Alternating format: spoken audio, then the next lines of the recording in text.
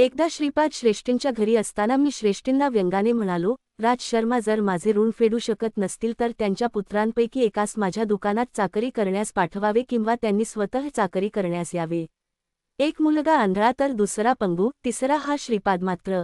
3 वर्षाचा माझे ऋण कसे बरे फेडले जाईल? असे ऐकून श्रेष्ठींचे मन दुखावले. त्यांच्या नेत्रांतून अश्रुधारा वाहू लागल्या.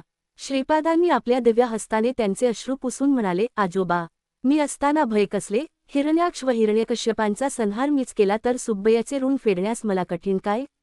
असे म्हणून माझ्याकडे वळून म्हणाले, अरे, तुझे ऋण मी फेडीन. चल तुझ्या दुकानात सेवा करून ऋणाची निवृत्ती करीन. ऋण फिटल्यावर मात्र तुझ्या घरी लक्ष्मी राहणार नाही. विचार कर. बाल श्रीपादांना घेऊन वेंकटप्पया श्रेष्ठी सुब्बय्याच्या दुकानात आले. ते सुब्बय्यास म्हणाले, श्रीपादांच्या ऐवजी मी तुमच्या दुकानात काम करतो चालेल का? सुब्बय्याने नकारार्थी मान हलविली. इतक्यात दुकानात एक जटाधारी आला. तो सुब्बय्या श्रेष्ठींचे दुकान शोधित होता. त्याला एक तांब्याचे भांडे विकत घ्यावयाचे होते. तो श्रेष्ठींना म्हणाला, मला एका तांब्याच्या पात्राची अत्यंत गरज आहे. किंमत थोडी जास्त असेल तरी चालेल. सुब्बय्याच्या दुकानात 32 तांब्याची पात्रे होती, परंतु तो खोटेच म्हणाला, माझ्याकडे एकच तांब्याचे पात्र आहे, त्याला 10 वराह देऊ शकत असल्यास तुला ते मिळेल. तो संन्यासी चटकन कबूल झाला. त्याची एकच अट होती की ते पात्र वेंकटप्पया श्रेष्ठींच्या मांडीवर बसलेल्या श्रीपादांनी आपल्या हातांनी त्या संन्याशास द्यावे. त्या अटीप्रमाणे श्रीपादांनी स्वहस्ते ते पात्र त्या संन्याशास दिले. श्रीपाद प्रभू पात्र देताना हसत होते. ते म्हणाले, अरे, तुझी इच्छा आता पूर्ण झाली ना? तुझ्या घरी लक्ष्मी स्थिर राहील. तू तुझी संन्यास दीक्षा सोडून देऊन स्वगृही जा. तुझ्यासाठी तुझी पत्नी आणि मुले वाट पाहत आहेत. तो जटाधारी संन्यासी अत्यंत आनंदित होऊन निघून गेला. वेंकटप्पया श्रेष्ठी आणि अप्पळराज शर्मा यांचा अपमान करावा अशी सुब्बय्याची इच्छा होती, ती पूर्ण झाल्याने त्याच्या मनात थोडा अहंकार निर्माण झाला होता आणि त्यातच तो म्हणाला, आजच्या विक्रीत मला विशेष धनलाभ झाला.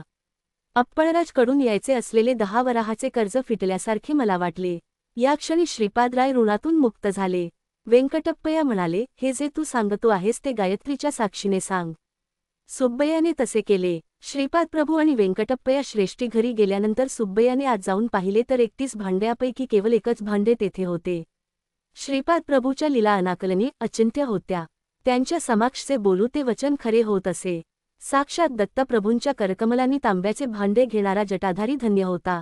श्रीपाद प्रभूंकडून अनुग्रहाच्या स्वरूपात तांब्याचा किंवा तांबे असलेल्या धातूचा एक तुकडा मिळाला तरी दान घेणाऱ्याला भाग्याचे असते, तेव्हा प्रत्यक्ष तांब्याचे पात्र मिळविणारा तो जटाधारी किती भाग्याचा आणि सुब्बय्या किती दुर्दैवी. त्याला येणे असलेले 10 वराहाचे देणे श्रीपादांनी आपल्या लीलेने दिले, परंतु त्या क्षणापासून त्याच्याकडे असलेली लक्ष्मी क्षीण होऊ लागली.